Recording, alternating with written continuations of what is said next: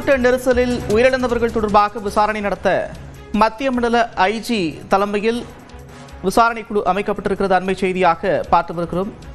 கரூர் கூட்ட நெரிசலில் உயிரிழந்தவர்கள் தொடர்பாக விசாரிக்க ஐஜி தலைமையில் விசாரணை குழு அமைக்கப்பட்டுள்ளது.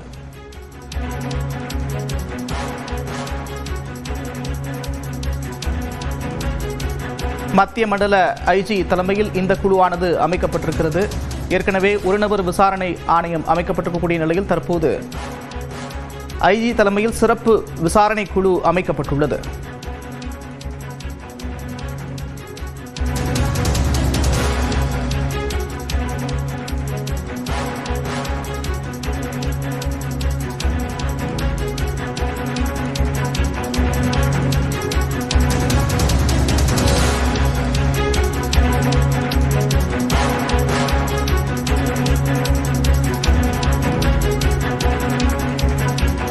கரூர் கூட்ட நெரிசல் தொடர்பாக ஐஜி தலைமையில் சிறப்பு விசாரணை குழு அமைக்கப்பட்டிருக்கிறது. கூடுதல் விவரங்களோடு செய்தியாளர் கோகுல் இணைக்கிறார். கோகுல், விவரங்கள்.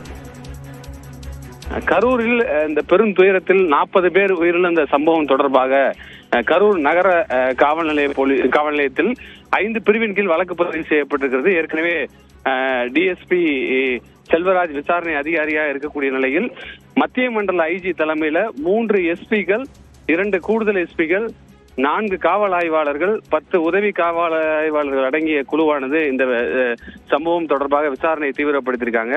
தற்பொழுது கூடுதல் டிஜிபி தலைமையில கரூர் மாவட்ட ஆட்சியர் அலுவலகத்தில் ஒரு ஆலோசனை நடைபெற இருக்கிறது. குறிப்பாக இந்த பிரச்சார பேரணியில எந்தெந்த மாதிரியான நிபந்தனைகள்லாம் மீறப்பட்டிருக்கிறது என்ற அடிப்படையில அந்த கோணத்துல விசாரணையானது தீவிரப்படுத்தப்பட்டிருக்கு.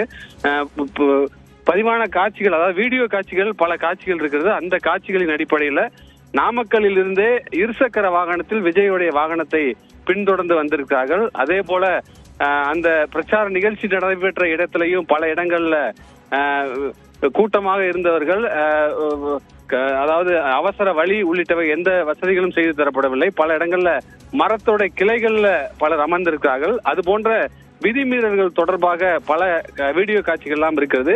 அந்த அடிப்படையில் யார் யார் என்பதை அடையாளம் காண்பதற்கு காவல்துறை தனிப்படை போலீசார் விசாரணை தீவிரப்படுத்தியிருக்காங்க. முக்கிய நிர்வாகிகள் 3 பேர் மீது ஏற்கனவே வழக்கு பதிவு செய்யப்பட்டிருக்கிறது. அந்த 3 பேரையும் தற்பொழுது விசாரணைக்கு அழைத்து இது தொடர்பாக விசாரிப்பார்கள் என்ற எதிர்பார்ப்பு நிலவுகிறது. ஏற்கனவே கரூர் மாவட்ட செயலராக இருக்கக்கூடிய மதியழகன் ஏற்கனவே தலைமறைவாகிட்டதாக தகவலாம் சொல்லப்படுகிறது. தொடர்ந்து அவருடைய செல்போன் சுவிட்ச் ஆஃப் செய்யப்பட்டிருக்கிறது. அவரை பிடித்து விசாரிப்பதற்கும் காவல்துறை முடிவு செய்திருக்கிறார்கள்.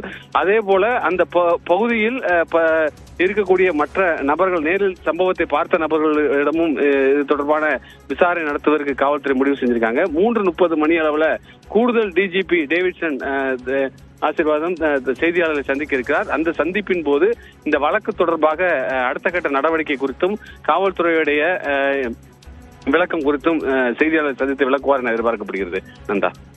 நன்றி கோகுல், விரிவான விவரங்களுக்கு.